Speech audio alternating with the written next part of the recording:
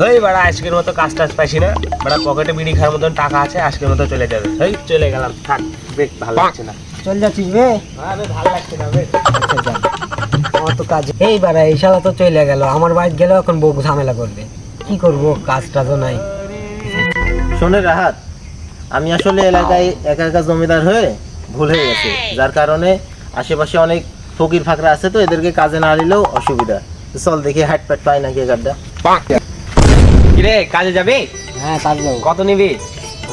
1200। না 1200 তো হবে না, 800 টাকা নিবি? যাবি? 1000 হলে যাবো। না হবে না, 800 টাকা দিবি। কেন 1000 সবটা 1000ই কাজ করছে। না তুই 800 টাকা কি নিবি? না এই গরিবেরা আসতে।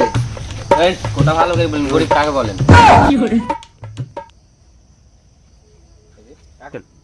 দুই আওয়াল পাইছি, এবির হচ্ছে দাম একটু বেশি বাড়া দিব, তাহলে আমার একটু হবি। আচ্ছা যা, আর 200 টাকা নিস, 1000 টাকা দিব। আমার কথা থাকলো, তোর কথা থাকলো, চক চক। এই এত পেশাল পারিস না, আরো 2000 টাকা দিব। যদি কাজে যেতে চাস চলে আসি।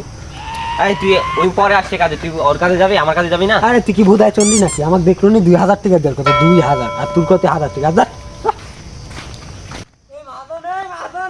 দেখ তো কে ডাকে। ওই কাজের লোক আসছে। কিরে কি খবর? কিরে গরিব, আমি আপনার কাজ যাবো।